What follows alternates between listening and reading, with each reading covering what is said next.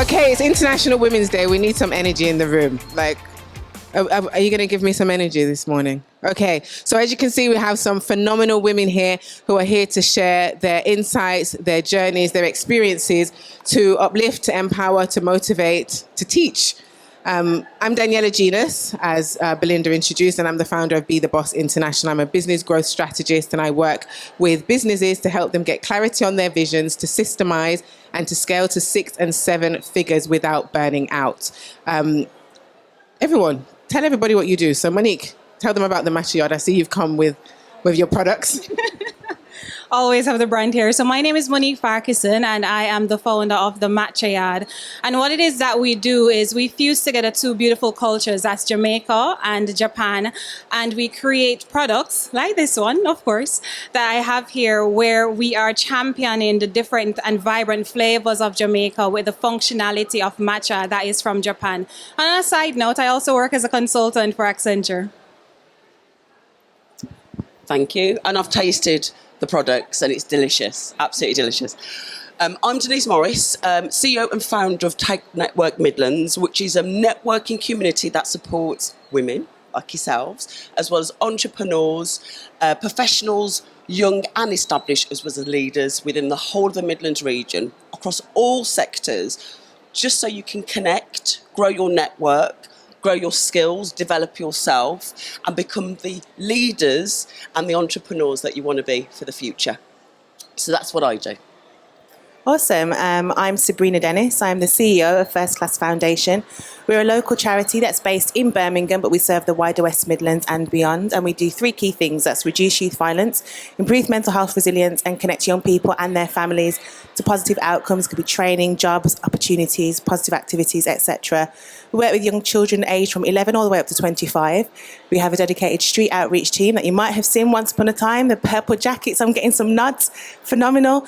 And also our black jacket staff as well. We also do family support, food drives, and a bunch of other things. And on the other side of me, I have a legacy consultant. So I'm a consultant. We do EDI and race awareness work as well. Thank you, ladies. Can we give the ladies a round of applause? Thank you. So I don't know about you guys, but one of the things I really do not enjoy is going to events like this for people to say, I started my business, within a month I'd made £1 million and it's all been wonderful, wonderful, wonderful. So we're not going to do that. So the first question, wait, can anyone relate to that? It's annoying, right?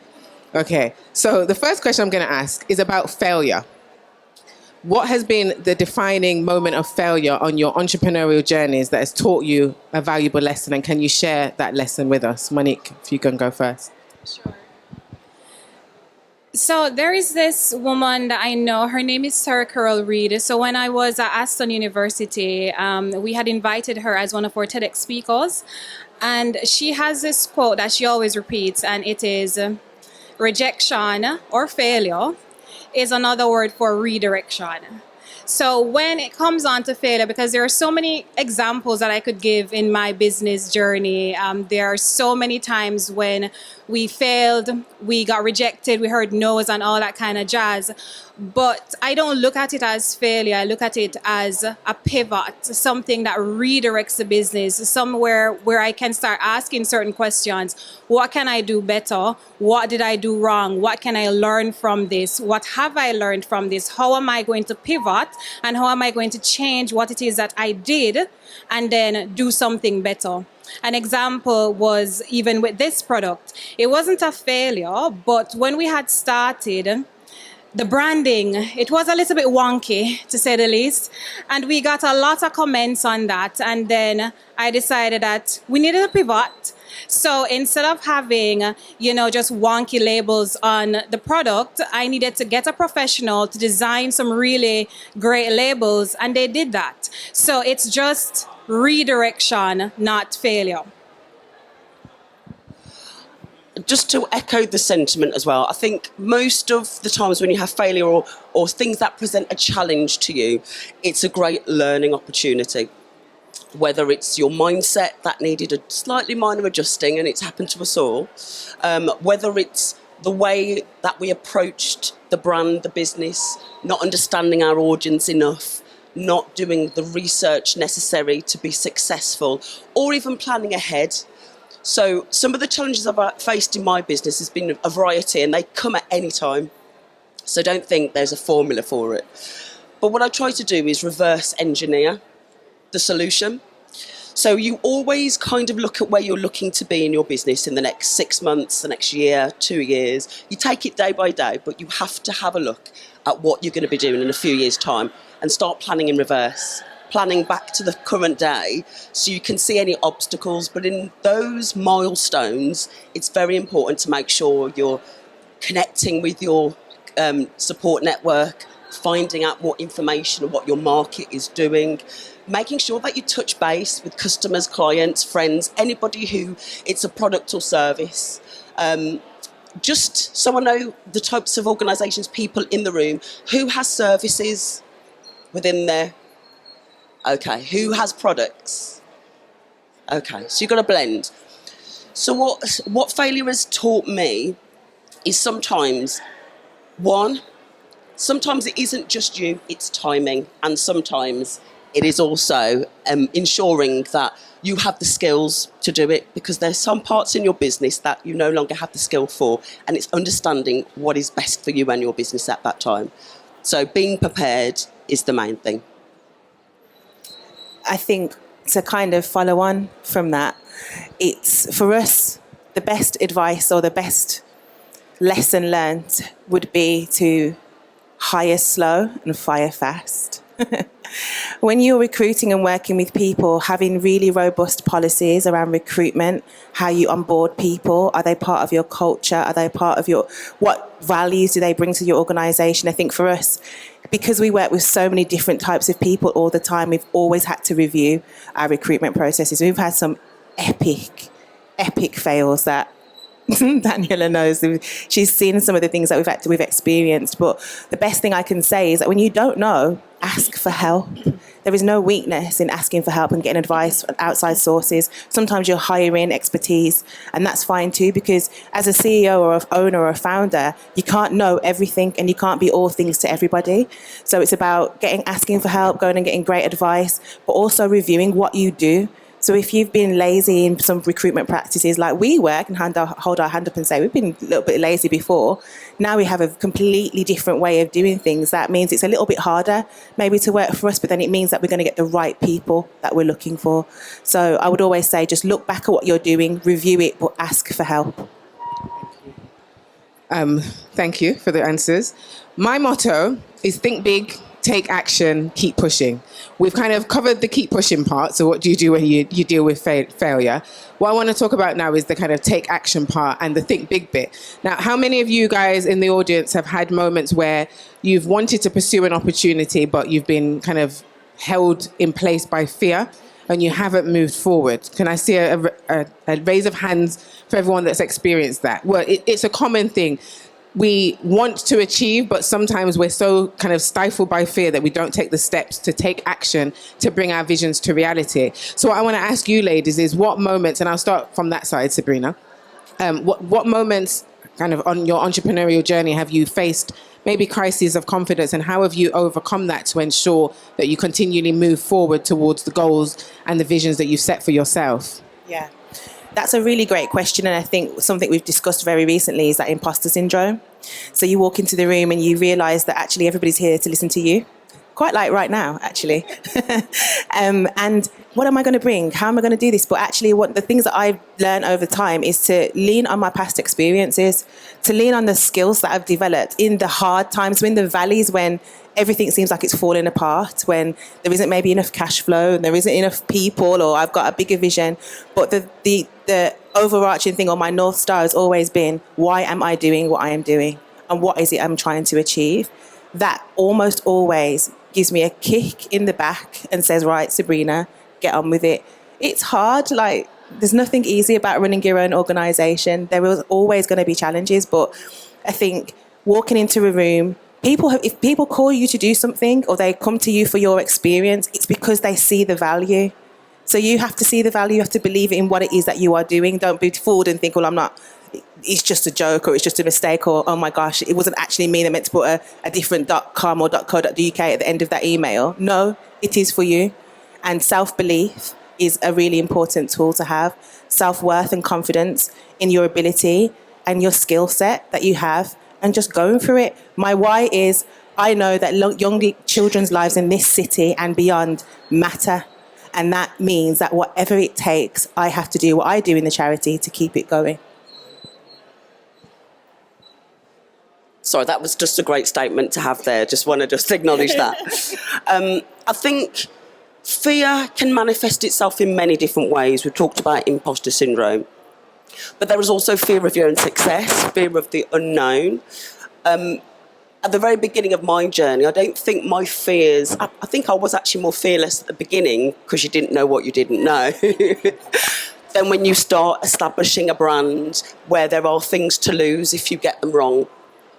But again, what we talked about, you know, failure is a great learning experience. So as long as when you have those challenges, don't be afraid to learn from them. And and never repeat that mistake again. Trust yourself more and your ability, because you can do a lot more than you think you can in some times of challenge and some times of adversity. Your strength really and your superpower comes from when you are feeling fear, because then you can fight through it. You can understand and identify what it is and the areas that you need to change. And then once you've done that, get some support. Get somebody to work with you on that so it doesn't stop you again in the future. Thanks, Denise. And I actually want to echo what Denise says, because when it comes on to fear, I think I'm probably a bad example, because the thing is, I always think that I'm quite fearless. One of the examples is, you know, I got myself up from Jamaica, moved to Japan, and was living there by myself for a couple of years. But one of the things that I lean on when I feel that fear is to feel it and just do it anyway. But I also lean on that support system, like what Denise is saying. And this is where it's important to have mentors, have somebody that you can talk to, have somebody that is your springboard that you can, you know, bounce ideas off of. And then that also helps to restore that confidence that you may have lost. So it's about having that community behind you, even if it's just one person. And then even when you're feeling that fear, you just still do it anyway, because what's the worst that can happen? That's always what I ask myself. What is really the worst that can happen, you know? And you just continue pressing on. Thank you. One of the things that I often say is, if it's scary, run towards it. Like, feel the fear and accelerate your direction accelerate yourself in that direction, because actually what it means is that that's uncomfortable. But the greatest rewards, in my opinion, always come from discomfort. When you go in the direction of something that you're scared of and you find, actually, this wasn't as scary as it seemed. There was a time many years ago I was terrified of doing speaking engagements. To put me on a stage like this, I never would have done it. And a mentor, again, that I was working with, he started taking me to events and he wouldn't tell me that he'd arranged for me to speak at the event. So I'd be sat in the audience minding my own general business, and they'd say, Daniella Genas is going to come and talk to us about, and I'd be like, oh my gosh. But one thing, I hated speaking, but I hated embarrassment more. So I would get up and I would do it. And the first few times it was horrendous. I don't know why I just didn't stop going to events with him. But after a while, I realized this is not actually that difficult. It's not that scary. I can do it. And I became pretty good at it. I'm a TEDx speaker now.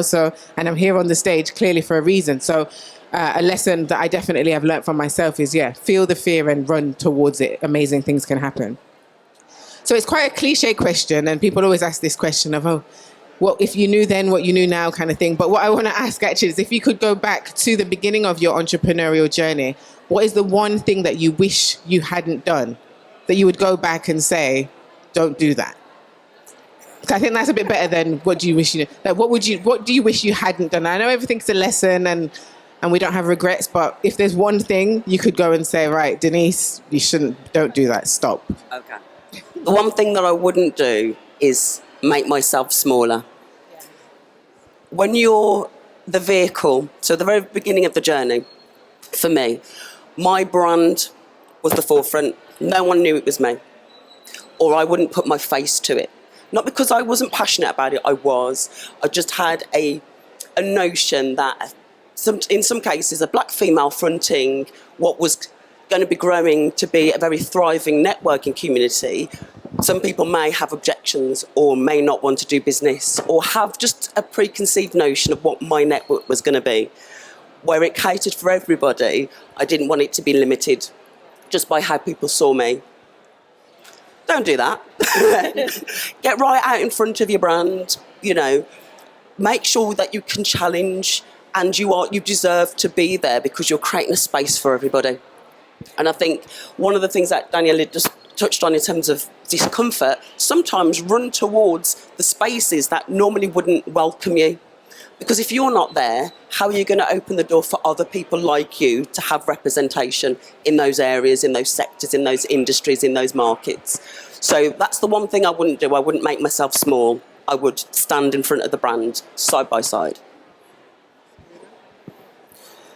I feel like that deserved a round of applause, to be fair. Because it kind of links into mine. There's two things. Sorry, you said one. All right, one thing. You can do two, it's okay. Do two. There's kind of linked. So I wouldn't have said no as many times as I've said no.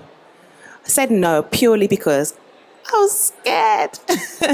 Didn't want to be at the forefront, and also, quite like Denise, worked very hard in the charity to build the charity's reputation as first-class foundation, and I didn't want to be the face of that. But there comes a point when people need to know who's doing the work, and you know, the brand and the logo and all that doesn't happen by itself. So I guess now I'll be where, if I was going back then, it would be absolutely yes, I'm going to do those speaking engagements. Absolutely yes, I'm going to travel and go to places that I absolutely don't know if I fit into with my blonde hair or my pink suit. I'm going to go there and I'm going to be myself. I'm just going to show up and be my authentic self in those spaces. And I'm going to say yes every time the opportunity comes around and not shrink and hide. I think that has been not a point of regret, but also a big point of reflection, that I've let some opportunities pass me by because I was fearful. So, run. So what I'll say, I'll tell you a story actually. When I was younger, my mom told me this, and it was something so simple. And she was like, just ask. That was the very profound statement, just ask. And the thing is, when I was much younger, I was always someone that was in my head. And I would conjure up all different types of scenarios of what someone is going to say about something. And I would always be very, very fearful. It's kind of a contradiction because I just said I'm not fearful, right? But I was always fearful of what that answer is going to be. So I'll be in my head. So the story is this. When I had started my brand, I started it in Jamaica. Name of it was Petit Squares at the time. And I went to this birthday dinner with my friend at the time, and we had a fantastic time, but we met a person. His name was Bruce Leshuson. And the name sounded very familiar to me. And then when I went back to work a couple weeks afterwards, I was talking about wanting to start my brand and wanting to get my products in supermarkets. And then the name came up and I was like, oh, I met Bruce Leshuson. And then my supervisor said, Monique, ask him to get your products in the supermarket. And I was in my head. And it took me weeks before I, built up all that energy and that strength and the bravery to send him a message on Instagram that just popped in his DM. And I was like, hi, Bruce, I don't know if you remember me. We met at this so-and-so event, blah, blah, blah. And I know that you're the owner of this supermarket. I would love to share my products. And in just a second, he was like, sure, come over. And in 1 week, my products was in the supermarket. And it took me weeks to, get that energy, the bravery to just ask one question. And then just a couple minutes, second, hours, it was done. So if I knew then, what I know now is, I would just ask. So don't get in your head when it comes on to certain things. What is the worst that can happen? No. Okay, you get to know very quickly so you can move on, right? So just ask. I think for me, one of the main things is charging my worth. And people say you shouldn't charge your worth, you should charge the value. But I think it's kind of one and the same for me personally. I spent a lot of time not charging enough for the services that I offer, not charging enough for the value that I provide. And somebody mentioned before the importance of having mentors and coaches. I've had a few over the years who have really encouraged me to step into kind of the power. And it's kind of contradictory again, because my business previously was called She's the Boss, but I wasn't necessarily always acting like the boss. And recently I put my prices up like ×3 for one of the services. And in the last week, I've taken on 3 new clients. So it's the same kind of thing. Had I done that a year or 2 ago, imagine how much extra money I would have made. Like, why was I sitting on it? And I think particularly as women, and it is International Women's Day, thank you to the men that are here. But for women, I think as women, often we kind of like, oh, I can't do that. They might not want to pay me. Then they're not people that you should want to work with. If they don't recognize the value in what you provide, go elsewhere. They can go elsewhere. So that's kind of, if I could go back and say, don't do that, it would be stop charging those ridiculous prices and put them all the way up. So another question that I have, that I don't know if anyone in the room is employing anyone as yet, but well done. I know that for many business owners, that kind of transition from being a one-woman band to then having a team can be quite a challenge. Trying to work out when that point is that you should do that, whether you should employ, whether you should outsource to freelancers or agencies, is something that clients ask me all the time. So for those of you who have staff, what made you know it was time, and kind of how did you approach it? And for those of you who don't, like, when do you think that that's going to be pertinent for you to do? So Monique, if you want to start. I think. So for the Matcha Yaad, we're still quite young, but we do have staff. And what we also do is we have a lot of different organizations that we outsource for certain things. And for my business in particular, it was quite early that we needed to do that, because we have certain things that we can do. And then we have certain things that we just cannot do at all. For example, manufacturing. We cannot manufacture these cans. So we needed to outsource the right person to do that for us. The same way I was terrible at designing labels, which I mentioned before. And then it was at that point when I started getting customer feedback to say that, those labels look a little bit wonky. You need to do something about that. Then I needed to outsource and get, professionals to do that for me. So I would say it really depends on what it is that the business needs at this time. Where is it that you see your business going, and can you take it there with the capacity that you have, with the staff that you have? And if the answer is no, then that is that point when you should think about, maybe it's time for me to outsource. No, I definitely agree. I think when I first started the brand and then became the business, I had a lot of multifaceted skills. So I've worked in marketing, I've worked in business development, sales, product design and development, a little bit of tech. But there was a lot of things that I was able to utilise skills-wise that I had within my arsenal. And just to echo that, the time really when I looked at getting an internal team in was the point where you have to think, I can do all of these things, but at some point I'm going to hurt the business and not be able to grow, because you can't be doing all the things all the time every day, because it is a lot. Once you start incorporating different products, different solutions, different areas of your business as it grows, you can't be there doing everything.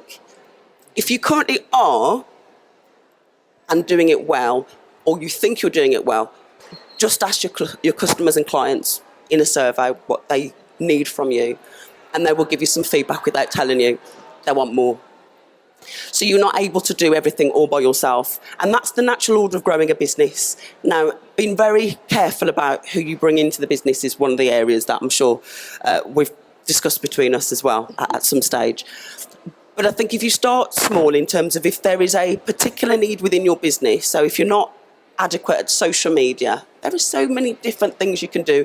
Yes, you can use platforms and online solutions, but there'll be a point where you need someone to build a strategy so you can grow and develop. And that's one of the quintessential reasons why you should really grow your network, come to events like this, as well as LinkedIn, because you can see the work and the value that people are able to add into your business. Looking at internal teams, I also have an external team as well. which is board members, committee members, people who are passionate about what we're doing in certain areas, but they have a special kind of set of skills for those. And for that, you don't tailor them in, you give them the guidelines of what your brand is, what it looks like, what it should be, the voice, the brand voice. And when they truly understand it, set them on their way for success for you. You can micromanage, but it's not very effective because you might as well do it yourself if you're doing it that way. So I think when it comes to hiring, having people in the business, if you're tentative, even if you get a VA that you trust who gets to understand your brand voice and then start there, they can take some of the heavy lifting and the admin while you're out and about doing meetings, and then look at then the structure of your business. What else do you need? It'll just build a bit more confidence for you. So that was what I would recommend. I'm just going to leave you with a couple of thoughts and a recommended book. When you are thinking about scaling, growing, and you know you need to onboard, start with why. Start with why it is you need them. What is it you want them to do? So know that and have a very, very clear vision. The second thing I would say is, if for me, in terms of scaling, it's about buying back your time. If you're the CEO, yes, you like Denise said, we do majority everything. You'll be HR, you'll be legal, you'll be sales, you'll be marketing, you'll be everybody. But in order for you to be strategic, to grow, you need to think about the things that you can let go safely, to buy back your time, to focus on doing other things. There's a book that's called Buy Back Your Time by Dan Martell that I recommend you listen to or you read. And that will help you to put things into quadrants in terms of how important they are for you to let go of, things that maybe you might need to train somebody up to do, or things that are very easy that somebody could just pick up. It might be a training manual that you've got. There'll be lots of things that you can develop to help you do that, but start with why, understand that, look at what you are doing, and then think about buying back your time so then you can focus on the growth strategy of your company. Thank you. For me, the business I'm running now is my third business. In my first business, I had quite a sizable team. And if I'm honest, I hated it. I hated being a manager. I didn't enjoy the experience at all. I feel like, why are you asking me what to do? Just go away and do it. Like, why do I have to tell you? Excuse me. But I recognize the same kind of thing. I got to a point where I can't keep doing everything, and I'm actually hurting the business by trying to do everything, and I don't want to. So I brought in this team. We had some terrible situations. Sabrina, well, in fact, I think probably all of you know, I ended up going to an employment tribunal. I had someone steal from me. It was a lot. So in this business, I've been quite intentional with outsourcing and working with freelancers and contractors, and I've approached it in a very different way, but very much about kind of identifying where am I spending a lot of the time that's not bringing me as much value back. And admin was the first thing that I outsourced. Marketing was the second thing that I outsourced, because it takes a marketing assistant about 10 minutes to create something on Canva that takes me about 3 hours, changing, going back and forth and round and round and round. So that's kind of the approach that I took. I identified what I needed, how much was it going to cost. I need to bring in enough sales to be able to pay that person for 3 months, because then once they're in and I get that time back, then I'll be able to pay them for month 4, 5 and beyond. And actually, it was that process that enabled me to create a service where I do that for clients. I help them systemize their business, and it's become something that I'm quite passionate about, because I believe that if we're trying to build successful businesses, especially as women who are mothers, your time is, and not to say if you're not a mum, your time is not precious, but you can sleep in on a Saturday and we can't. So there's that as a start. And actually, it's really important then that time is prioritized effectively so that I can spend time doing the things that I want to do. So building a systems-driven business as opposed to a me-driven business is really important. And I'd encourage everyone in the room that is starting a business or trying to grow your business, that you really look at who do you need to bring in or what do you need to outsource to get that time back. Final question then, because I think we're getting to time now. Technology. You can't open Instagram, LinkedIn, a newspaper, anything without hearing about AI, the rise of the machines, robots are taking over. What kind of approach are you taking to future-proofing your businesses? I don't want to say against AI, like it's an arch enemy, but how are you trying to make sure that your business, and I don't know if anyone else in the room is worried about this, but I'm kind of worried about it. Like, AI is really just on the rise. how many businesses are going to become obsolete because AI takes over, and kind of how are you approaching dealing with that and either integrating it into your business or making sure that you're future-proofing? Sabrina. Sure. So I guess because we work with youth, young people, we have absolutely no excuse and we have no reason why we cannot embrace tech and technology, AI. One of the things that we've started to do is to ask young people what they think and how we should integrate it into our work. We've started to look at things like, do apps work? How do young people engage with us? So we know in just of our social media space, it's like the 4,000 plus people that follow us on Instagram. We look at those, we use those analytics and we say, okay, so it's not young people that are talking to us there. We use the data that we have to help us to drive and to use that to engage with young people. And I think you can't escape it. It's coming. I mean, there are things that we have absolutely like zero tolerance to, like please don't be using chat to be writing your reports. But we do recommend that you do use it and see what's out there, see what's going on, see how it's impacting on people, how it's impacting their learning, what access they have to information, what access they have to disinformation. We deal with that a lot. And that is because there's so much information out there. So it would be remiss of us as a youth and community organisation to not even be looking at information and tech. I was speaking to another colleague, business owner, who was saying to me, actually, we need to use our data better. Our data that we have should be informing what government and what politicians are doing with our youth and community. Because we have information, because they tell us things, because we're able to measure, we can use that technology to say, well, actually, if you go into this particular area at this time of the day and you engage with this many people, this is the outcome that will happen for them. So actually, it's not about running away from the machines, although I wouldn't mind a few outreach worker machines. They might not give me so much trouble. But I do think it's about using the information. It's about using the data that you can to help build your business, not running away from it. They use it in podcasts. There's loads of stuff I can talk about. But yeah, it's a good thing. I think embracing technology and AI, you've got to have and understand what it can and what it can't do for you and your business. I think from a cellular level, I think everybody has got an obligation to make sure that they put as much truthful information as possible, because AI learns. It's a learning capability. And whatever misinformation is out there, it's not going to help anybody later on down the line. What I would say is AI would be a fantastic tool or channel when harnessed within your own businesses, used in a very controlled and very concise way. So say, for instance, you're using AI to understand the trends in the market that you're looking to pursue. You've also got to find out historical data, stuff that, I know if you're not very in tune with them, looking at all facts and figures, but looking at registered organisations that have had surveys for the last 10 years, compare, contrast, and add that into your AI searches, because then it will take parts of that information and actually then compile what you're asking for, but it stays there for future reference for everybody else. I personally, I'm not running away from it, embracing it, but at the same token, I think if you used a measured approach to how you apply it within your business, you should be a bit more secure. I mean, whether it's AI or just technology in general, this is my view. It's all about data. So data is the core of everything. And when it comes on to any type of technology that you have, when you have your business, how is it that you leverage it? Is first, you need to have the right type of technology that is ingesting data. What is the data that it is that you're collecting for your business? And then after you have the right type of technology that's ingesting that data, then you need the right type of technology that can manipulate that same data that you have so that you can use it to enhance customer experiences. So whether it's going to be an AI tool or if it's just like a regular software, a CRM tool or whatever it is how you use your data. So first you need to understand, how is it that I'm going to collect this data?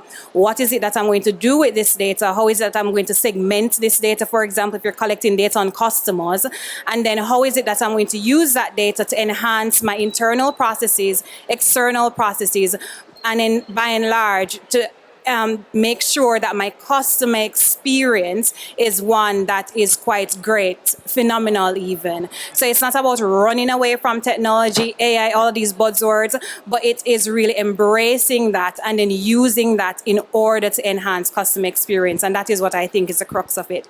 Okay. Thank you, ladies. Thank you, everyone, for staying and listening to our talk. And please do connect with us all on LinkedIn. Our names are all there. I'm Daniella Genas. We have Monique Farquharson, Denise Morris, and Sabrina Dennis. Thank you so much. Thanks, everyone.